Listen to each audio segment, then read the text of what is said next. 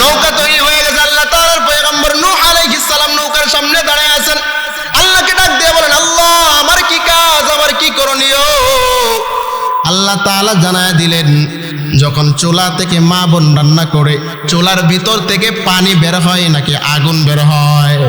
আল্লাহ তাআলা জানায় দিলেন, আগুনের পরিবর্তে ওই চুলা থেকে যখন পানি বের হবে, গরম পানি বের হবে, তখন বুঝতে পারবা আপনার উম্মতের জন্য আযাবের বন্যা শুরু হয়ে গেছে। নূহ আলাইহিস সালাতু ওয়াস সালামের বিবি রান্না করতে গেলেন, চুলা থেকে আগুনের পরিবর্তে পানি বের হওয়া শুরু হয়। পানি যখন বের হয়, স্বামীকে ডাক দিয়ে বলে, ও স্বামী আমার, আজকে তো আর আগুন বের হয় না, পানি বের হয়। নূহ আলাইহিস সালাম বুঝতে পারলেন আল্লাহর পক্ষ থেকে আযাব শুরু হয়ে গেছে। নূহ আলাইহিস সালাম নৌকার সামনে দাঁড়াইলেন, আল্লাহকে ডাক দিয়ে বলেন, আল্লাহ আমার কি করণীয়? কারণ নূহ নবী নিজে থেকে কিছুই করে না, যা করেন কার পক্ষ থেকে? নূহ আলাইহিস সালাতু ওয়াস সালামকে আল্লাহ বলেন, ও নূহ, আপনি দাঁড়ায় থাকেন, আপনার ডান দিকে পুরুষ প্রাণীদেরকে উঠাইবেন, বাম দিকে নারী প্রাণীদেরকে উঠাইবেন। নারী এবং পুরুষ, কোনটা নারী কোনটা পুরুষ নির্ণয় করা তখনকার সময়ে সম্ভব ছিল? কথা কয় না শুরুতে। এখন তো আমরা সম্ভব হয়, ছাগল কোনটা, বকরি কোনটা, খাসি কোনটা, বাড়া কোনটা ইত্যাদি আমরা নির্ণয় করতে পারি কি পারি না?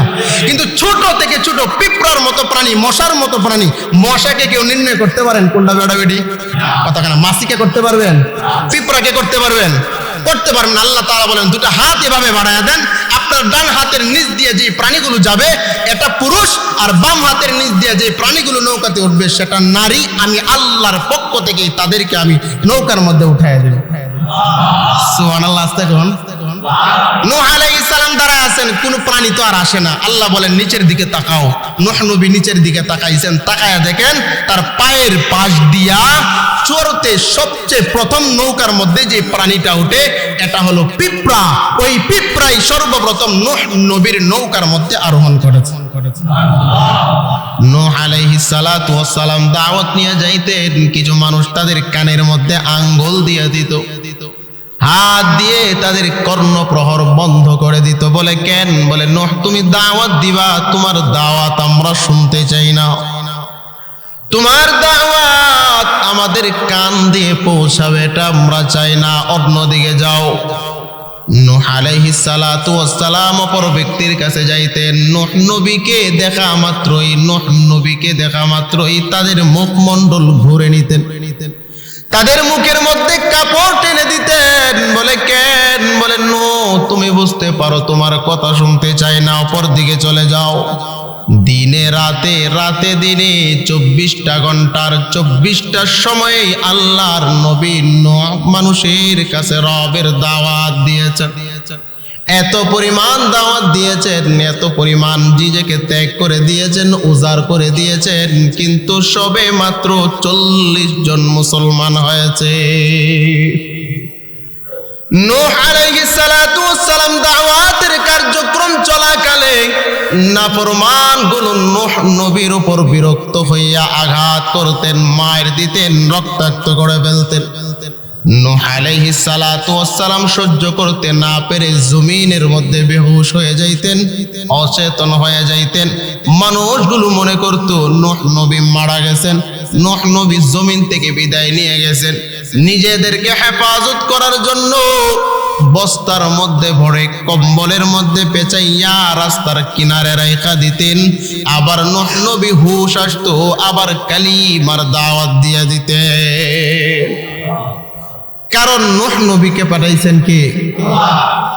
একদিন নূহ নবীকে আহত করে মানুষগুলো রাস্তার কিনারের মধ্যে রাইখা যাওয়ার পর একজন ভক্ত তার পাশ দিয়ে যাওয়ার সময় বস্তা খুলে দেখেন আল্লাহর পয়গম্বর নূহ নবী বস্তার মধ্যে ভরা। নূহ আলাইহিস সালাতু ওয়াস সালামের এই দৃশ্য দেখা আল্লাহর কাছে দোয়া করেন, আল্লাহ আপনি কেমন? আল্লাহ আপনার নবী রক্তাক্ত, আপনার নবীকে আহত করেছেন, আর এই দৃশ্য আপনি আরশ থেকে দেখতেছেন, আপনি কেমন আল্লাহ হয়েছেন? আল্লাহকে প্রশ্ন করতেছিলেন, আল্লাহ তুমি কেমন আল্লাহ হইছো?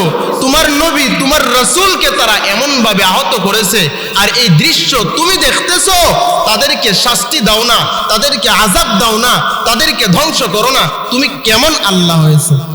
প্রশ্নটা করেছে কাকে? আবার কোন প্রশ্ন করেছে কাকে?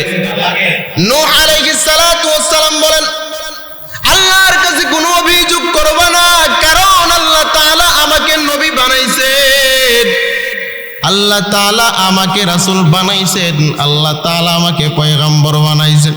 আমি আল্লাহর কাজ করার জন্য জমিনের মধ্যে যখন যাই, মানুষগুলো আমাকে আহত করেছে, এমনও হতে পারে এই আঘাতের মাধ্যমে আমার আল্লাহ আমি নবীকে আরো সম্মান বাড়ায়া দিবে।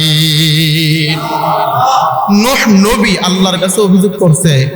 করে নাই, আল্লাহর কাছে কোনো অভিযোগ করে নাই, বরঞ্চ ধৈর্য ধরেছে যে আল্লাহ হয়তো এই কারণে আল্লাহ আমার সম্মান আরো বাড়ায়া দিবে। আল্লাহ তাআলা জিবরাইল আলাইহিস সালামকে পাঠিয়ে দিলেন, নাও জিবরাইল যাও আমার নবীকে আমার পক্ষ থেকে সালাম দিয়ে দাও। নূহ আলাইহিস সালাতু ওয়াস সালামের কাছে জিবরাইল আলাইহিস সালাতু ওয়াস সালাম আয়েশা জানায়া দেন, ও আল্লাহর পয়গম্বর, আল্লাহ রাব্বুল আলামিন আপনার নবীকে সালাম জানায়া দিছে। সালাম দিছে কে? কথা কয় না। সালাম দিছেন কে? আবার বলেন, সালাম দিছেন কে?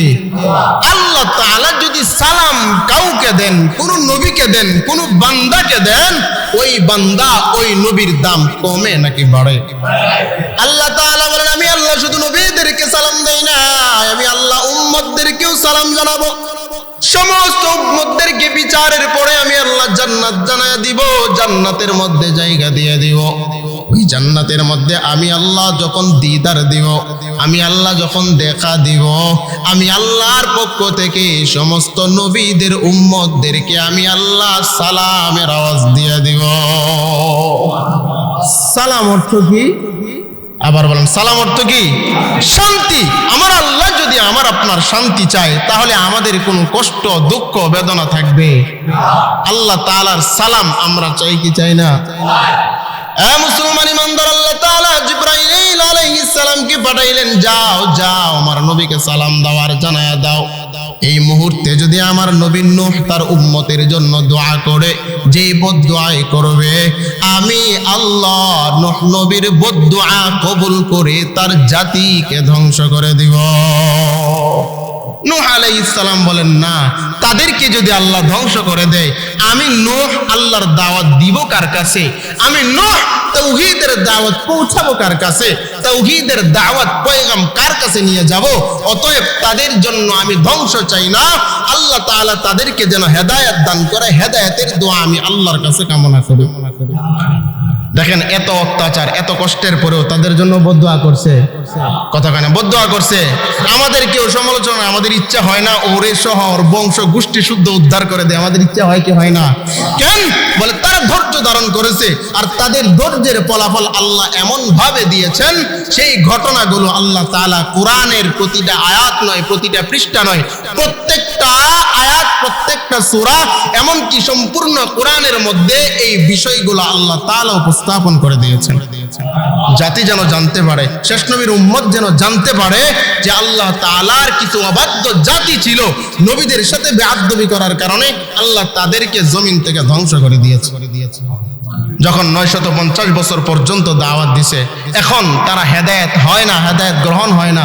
আল্লাহ তাআলা নূহ নবীকে জানায়া দিয়েছেন, ও নবী, আপনি যতই দাওয়াত দেন, এই 40 জনের বাহিরে আর কেউ কালিমা পড়ে মুসলমান হবে? আল্লাহ জানায়া দিয়েছেন। আল্লাহ কারে জানাইছেন? নবীকে জানাইছেন। কে জানাইছেন? কবুল করবে কিনা, কালিমা পড়বে কিনা, মুসলমান হবে কিনা, এটা নবীও জানেন না। জানেন কে? আবার বলেন, জানেন কে? অদৃশ্যের খবর, গায়েবের খবর সবকিছু জাননেওয়ালা একজন, তিনি কে? আলিমুল গায়বি ওয়াশ শাহাদা। অদৃশ্যের খবর জানেন কে? আবার বলেন, অদৃশ্যের খবর জাননেওয়ালা কে? আল্লাহ তাআলা বলেন, ও পয়গম্বর আমার, 40 জন মুসলমান হয়েছে, এই 40 জন ছাড়া আর কেউ কালিমা পড়বে না, মুসলমান হবে না। এবার নূহ আলাইহিস সালাম আল্লাহর কাছে দোয়া করেন, আল্লাহ আপনি জানেন 40 জন ছাড়া আর কেউ মুসলমান হবে না, তাহলে তাহলে আপনি তো ভালো করেই জানেন আমি যদি তাদেরকে দাওয়াত দিই কোনো কাজ হবে না, মুসলমান হবে না। অতএব আমি পয়গম্বর হইয়া আপনি রবের কাছে দোয়া করি। ওয়াকালা নূহুর রাব্বি লা তাযর আলাল আরদি মিনাল কাফিরিনা দাইয়ারা। ও আল্লাহ, আপনি আযাব দিয়া আমার জাতিকে ধ্বংস করে দেন। যেহেতু মুসলমান হবে না, যেহেতু কালিমা পড়বে না, যেহেতু অবাধ্যতাই থাকবে, তাহলে আপনি একটা কাফেরকেও ছাড়বেন না, একটা কাফেরকেও রেহাই দিবেন না, একটা মুশরিককেও আপনি রেহাই দিবেন না, আপনি সমস্ত জাতিকে ধ্বংস করে দেন। দোয়া করেছেন কার কাছে? কথা বলেন, দোয়া করেছেন কার কাছে? আল্লাহ কবুল করবে কি করবে না? আবার বলেন, আল্লাহ কবুল করবে কি করবে না? নবী দোয়া করেছেন, আল্লাহ কবুল করবেন। এজন্যই তো নূহ আলাইহিস সালাতু ওয়াস সালাম হাসরের মাঠে যখন উম্মত নূহ নবীর কাছে যাবে, ও নবী তাকায়া দেখেন সমস্ত হাসরের ময়দান তামা হয়ে গেছে, সূর্য মাথার উপরে চলে আসছে। আপনি একটু আল্লাহর কাছে দোয়া করেন। তখন নূহ নবী যে যুক্তিটা পেশ করবে যে আমি আল্লাহর কাছে চাইতে পারবো না, তোমাদের নাজাতের জন্য রবের সামনে দাঁড়াইতে পারবো না। বলে কেন? বলে দুনিয়াতে আমি আল্লাহর কাছে আল্লাহর বান্দাদের জন্য বদদোয়া করেছিলাম। আল্লাহ যদি আজকে জিজ্ঞেস করে বান্দা তুমি বানাও নাই, আমি এত আদর করে যত্ন করে বান্দা বানাইলাম, আর তুমি নবী হইয়া দোয়া করার কারণে আমি তাদেরকে ধ্বংস করে দিয়েছিলাম, ওই জবাবটা আগে দাও, তারপরে আমি জবাব শুনবো। এই ভয়, এই আতঙ্কের কারণে নূহ নবী হাসরের ময়দানেও আল্লাহর সামনে সুপারিশ করতে সাহস পাবে? কথা কানে সাহস পাবে? এ মুসলমান ইমানদার, আল্লাহর কাছে দোয়া করেন, আল্লাহ ধ্বংস করে দাও, ধ্বংস করে দাও। আল্লাহ তাআলা দোয়া কবুল করেছে কি করে নাই? করেছে কি করে নাই? কেমন দোয়া আল্লাহ কবুল করেছেন? আল্লাহ তাআলা বলেন, আপনি নবী, তাহলে একটা নৌকা বানান, একটা জাহাজ তৈরি করেন। আমি আল্লাহ ওই জাহাজের মাধ্যমে আপনার আনুগত্য বান্দাদেরকে, ঈমান আননেওয়ালা বান্দাদেরকে হেফাজত করে বাকি দুনিয়ার সবাইকে আমি আল্লাহ ধ্বংস করছে কি করে নাই? কথা কয় না, করছে কি করে নাই? বন্যা হয়েছিল কি হয় নাই? এই গজব দেনেওয়ালাকে বলেন, রহমতের বৃষ্টি দেনেওয়ালাকে। আবার এই রহমতের বৃষ্টির মাধ্যমে আল্লাহ যদি ইচ্ছা করেন গজব দিয়া পুরো দুনিয়ার মানুষকে ধ্বংস করতে পারে কি পারে না? আল্লাহ রাব্বুল আলামিন বলেন, ও পয়গম্বর আমার, নৌকা তৈরি করেন, জাহাজ তৈরি করেন। নূহ নবী আল্লাহর কাছে দোয়া করেন, আল্লাহ জাহাজ কি দিয়ে তৈরি করব, নৌকা কি দিয়ে তৈরি করব? আল্লাহ তাআলা জানায় দেন, শাল গাছ দিয়া, শাল কাঠ দিয়া আপনি নৌকা তৈরি করবেন। নূহ নবী বলেন, শাল কাঠ পাবো কোথায়? আল্লাহ তাআলা জিব্রাইলের মাধ্যমে জমিনের মধ্যে শাল কাঠের ব্যবস্থা করে দিলেন। ও মুসলমান, আল্লাহর নবী নূহ যখন নৌকা তৈরি করা শুরু করে দিলেন, নৌকা তৈরি করেন, মানুষগুলো ঠাট্টা বিদ্রুপ করে, মানুষগুলো সমালোচনা করে, মানুষগুলো অহংকারী করে যে আল্লাহর বান্দা নৌকা তৈরি করতেছে, নৌকা তৈরি করে নাকি তার বান্দাদেরকে বাঁচাবে আর জাতিকে ধ্বংস করে দিবে। এরকম ভাবে ঠাট্টা বিদ্রুপ আল্লাহর সাথে করে, আল্লাহর পয়গম্বর নূহ নবীর সাথে করে, এই যে মানুষের সমালোচনা আর ঠাট্টা বিদ্রুপ আমার আল্লাহ দেখে কি দেখে না? আবার বলেন, দেখে কি দেখে না? উনি নৌকা বানাচ্ছেন, উনি জাহাজ তৈরি করছেন, কারণ নিজে থেকে নয়, জাহাজ তৈরি করার নির্দেশনা দিয়েছেন কে? আল্লাহর পয়গম্বর নূহ নবী বলেন, ফাসাউফা তা'লামুন। সমস্ত সমালোচকদেরকে জবাব দেন, ও চিরেই জানতে পারবা, মাইয়াতিহি আযাবুন ইখজিহি ওয়া ইয়াহিল্লু আলাইহি আযাবুম মুকিম। ও চিরেই জানতে পারবা লাঞ্ছনাজনক আযাব আল্লাহ কাদের জন্য পাঠাইতেছেন, আর একদম অবধারিত নির্ধারিত আযাব আল্লাহ কাদের জন্য ব্যবস্থা করেছেন। বুঝাইতে চাইছেন দুনিয়াতে ঈমান না আনার কারণে তাদেরকে আল্লাহ ধ্বংস করবেন, আর ঈমান না আনার কারণে আল্লাহ তাআলা হাসরের ময়দানে চিরস্থায়ী আযাবের ব্যবস্থা করবেন কে? আযাবুম মুকিম। দুনিয়াতে নূহ নবীকে নবী না মানার কারণে, আল্লাহর কালিমা না মানার কারণে দুনিয়াতে বন্যা দিয়ে ধ্বংস করবেন, আর মরণের পরে জাহান্নামের আগুন দিয়ে চিরস্থায়ী জাহান্নামের ব্যবস্থা করবেন কে? এবার আল্লাহর কাছে দোয়া করেন, আল্লাহ কাঠ পাইলাম, গাছ পাইলাম, কিভাবে নৌকা তৈরি করব? আল্লাহ তাআলা ইঞ্জিনিয়ার বানাইয়া আল্লাহ তাআলার ফেরেশতা জিব্রাইল আলাইহিস সালাতু ওয়াস সালামকে জমিনের মধ্যে পাঠায়া দিয়েছেন। আবার আল্লাহর কাছে দোয়া করেন, আল্লাহ তার কাটার দরকার, কাঠের দরকার, এক কাঠ আরেক কাঠের সাথে জোড়া লাগানোর জন্য তার কাটা ঘামের প্রয়োজন হয় কি হয় না? তার কাটা ছাড়া, ঘাম ছাড়া আমি কাঠ তৈরি করতে পারবো? এই কাঠ দিয়া জাহাজ তৈরি করতে হয়। নদী পথের উপরে, নদীর উপরে, সমুদ্রের উপরে যানবাহনগুলো যে চলে, এই যানবাহনের প্রধান যিনি ইঞ্জিনিয়ার তিনি হলেন জিব্রাইল আলাইহিস সালাম। যিনি নির্দেশ দিয়েছেন তিনি আল্লাহ, যিনি বানাইছেন তিনি নূহ আলাইহিস সালাম। এই নদীর উপরে বাহন চলার জন্য কিভাবে জাহাজ বানাইতে হয়, জাহাজের সূচনা নূহ নবীর আমল থেকে শুরু হয়েছে। আর ওই যে গাড়িগুলো চলে, চাকার উপরে গাড়ি চলতে হয়, এই গাড়ি কিভাবে চলবে, চাকার উপরে চলতে হয়, এটার সূচনা হয়েছে আদম আলাইহিস সালাম থেকে। অতএব দুনিয়ার প্রত্যেকটা কাজ, প্রত্যেকটা জিনিস আপনারা যা দেখেন, বিজ্ঞানী বানাইছে, অমুক জিনিস বানাইছে, তমুক জিনিস বানাইছে, এই প্রত্যেকটা জিনিসের সূচনা আমার আল্লাহ কোন নবীকে বা কোন নবীকের মাধ্যমে, নবীদের মাধ্যমে সূচনা করেছেন। ওখান থেকে, কোরআন থেকে রিসার্চ করে করে আজকে আমাদের মাঝে এই সমস্ত জিনিসগুলো উপস্থাপন হয়। তো সবগুলো করাইছেন কে? জমিনের মধ্যে ফসল হয় শুরুতে কেউ জানছে? আল্লাহ জানাইছেন আদম নবীরে, আল্লাহ জানাইছেন নূহ নবীরে, আল্লাহ জানাইছেন ইউসুফ নবীরে। এক একজন নবীর মাধ্যমে এক একটা ঘটনা আল্লাহ সাজায় রাখছেন। আর এই কিয়ামত পর্যন্ত ঘটনা থাকবে কি থাকবে না? এবার সংক্ষেপে বলি, আল্লাহ রাব্বুল আলামিন বলেন, আমি আল্লাহ আযাবের বন্যা দিব। এই বন্যা শুরু হওয়ার আগে আপনার 40 জন অনুসারী আর আপনার বাবা মা আনুগত্য যারা করছে তাদেরকে আর এক একটা প্রাণীর জুড়াই জুড়াই আপনি এই নৌকার মধ্যে তুলবেন। আমি আল্লাহ এই নৌকাকে নিরাপদে পুরো দুনিয়াটা ঘুরাবো, আর সমস্ত দুনিয়ার মানুষদেরকে আমি আল্লাহ বন্যার মাধ্যমে ধ্বংস করে দিব। বন্যা হয় কি হয় না? আবার কোন বন্যা হয় কি হয় না? আফসোস করার কোনো কিছু আছে? কারণ এটা কার পক্ষ থেকে আসে? আল্লাহ ছাড়া যদি এই আযাব জমিনের মধ্যে কেউ দিত তাহলে রেহাই পাওয়ার কোনো সুযোগ ছিল? আল্লাহ তাআলা বলেন, প্রতিটা প্রাণীর জোড়াই জোড়াই নৌকার মধ্যে তুলবে। নৌকাটা হবে 3 তলা, উপরের মধ্যে মানুষ, মাঝখানে গরু ছাগল, নিচের তলায় হিংস্র প্রাণী। এই 3 তলা নৌকার মধ্যে আমি আল্লাহর পক্ষ থেকে সমস্ত প্রাণী, সমস্ত মাখলুকদেরকে আপনি চড়াইবেন। আমি আল্লাহ নিরাপদে আপনার নৌকাকে আমি দুনিয়ার জমিনে বন্যার উপরে ভাসিয়ে রাখব। বন্যা হইলে উপরে মানুষটাকে না নিচে পড়ে যায়? মরে কি মরে না? মরে কি মরে না? আল্লাহ তাআলা বন্যারে তো পাওয়ার দিয়েছিলেন যে এই দুনিয়ার সবচাইতে যে উঁচু পাহাড়, এই পাহাড়ের চাইতেও আরো 15 গজ উপরে আল্লাহ তাআলা তখনকার গজবের বন্যার পানি তুলেছিলেন। তাহলে সবচাইতে উপরের পাহাড়ের চাইতেও যদি 15 গজ উপরে পানি ওঠে, ওই পানির উপরে মানুষ বাঁচার কোনো সম্ভাবনা আছে? কথাখানা সম্ভাবনা আছে? কেনন কে বলছিল বাবা নূহ আলাইহিস সালাম, যাও সন্তান আসো নৌকার মধ্যে চড়ো, আল্লাহ গজবের বন্যা দিবে। নূহ নবীর সন্তান বলে, না, আপনার আল্লাহর গজবের বন্যা আমি আপনার সন্তানকে ধরতে পারবে না। কেন? বলে, আমি দুনিয়ার সবচাইতে উঁচু পাহাড়ে দাঁড়িয়ে থাকবো, আপনার আল্লাহর গজবের পানি আমাকে স্পর্শ করতে পারবে না।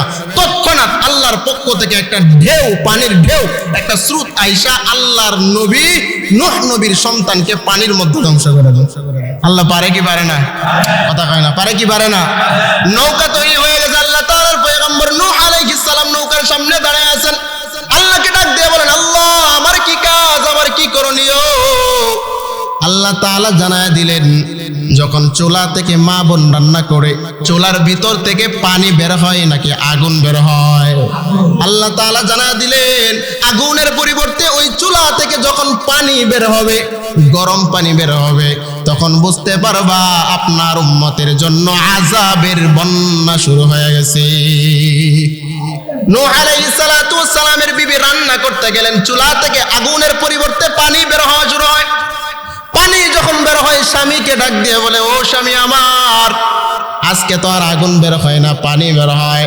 নূহ আলাইহিস সালাম বুঝতে পারলেন আল্লাহর পক্ষ থেকে আযাব শুরু হয়ে গেছে। নূহ আলাইহিস সালাম নৌকার সামনে দাঁড়াইলেন, আল্লাহকে ডাক দিয়ে বলেন, আল্লাহ আমার কি করণীয়? কারণ নূহ নবী নিজে থেকে কিছুই করে না, যা করেন কার পক্ষ থেকে? নূহ আলাইহিস সালাতু ওয়াস সালামকে আল্লাহ বলেন, ও নূহ, আপনি দাঁড়ায় থাকেন, আপনার ডান দিকে পুরুষ প্রাণীদেরকে উঠাইবেন, বাম দিকে নারী প্রাণীদেরকে উঠাইবেন। নারী এবং পুরুষ, কোনটা নারী কোনটা পুরুষ নির্ণয় করা তখনকার সময়ে সম্ভব ছিল? কথা কয় না শুরুতে। এখন তো আমরা সম্ভব হয় ছাগল কোনটা, বকরি কোনটা, খাসি কোনটা, বাড়া কোনটা ইত্যাদি আমরা নির্ণয় করতে পারি কি পারি না? কিন্তু ছোট থেকে ছোট পিঁপড়ার মতো প্রাণী, মশার মতো প্রাণী, মশাকে কেউ নির্ণয় করতে পারেন কোনটা বেড়া বেড়ি? কথা কেন? মাছিকে করতে পারবেন? পিঁপড়াকে করতে পারবেন?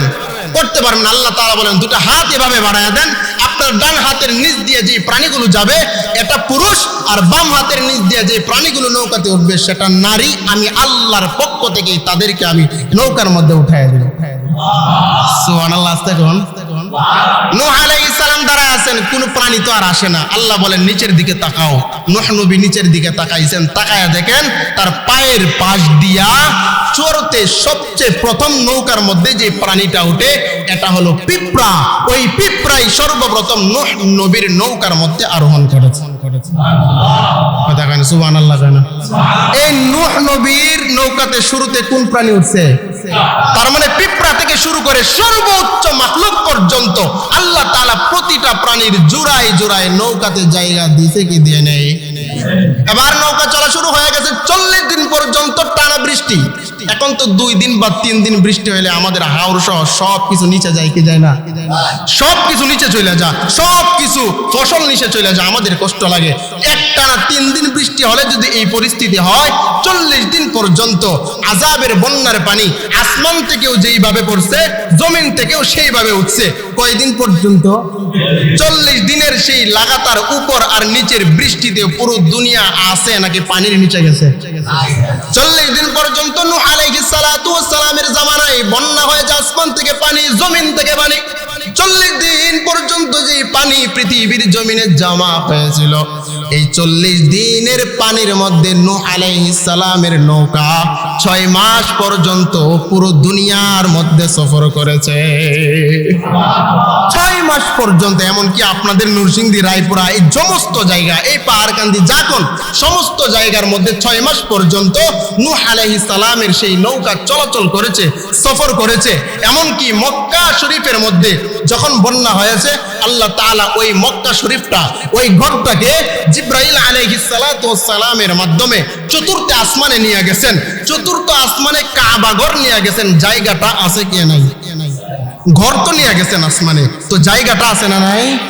নূহ আলাইহিস সালামের নৌকা পুরো দুনিয়াটা সফর করে আর ওই মক্কা শরীফের পাশে যাইয়া মক্কা শরীফের যেই ঘরটা, সীমানাটা, ওই সীমানাটা অটোমেটিক 7 বার কইরে তোয়াফ করে।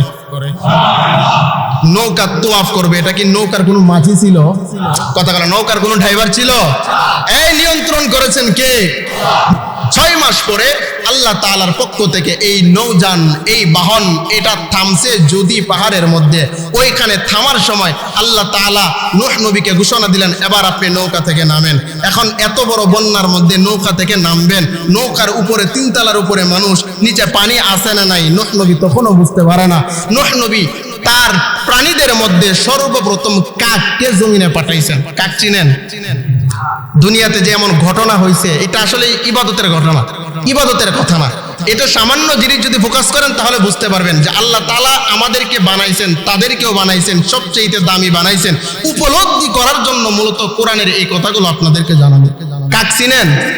আল্লাহ নৌযান থেকে কাককে জমিনে পাঠাইছেন যে দেখা আসো জমিনের মধ্যে আল্লাহ তাআলা পানি এটা শুকাইছে কিনা, আল্লাহর বন্যার এই পানি শুকাইছে কিনা। কাক আইসা আর ফিরত যায় নাই। নূহ নবী আবার পাঠাইছেন কবুতরকে। কবুতর আইসা সঙ্গে সঙ্গে খবর নিয়ে চলে গেছে, হে আল্লাহর পয়গম্বর, জমিনে যত পানি ছিল সমস্ত পানি শুকনোতে পরিণত করেছেন আল্লাহ। কাক গেছে।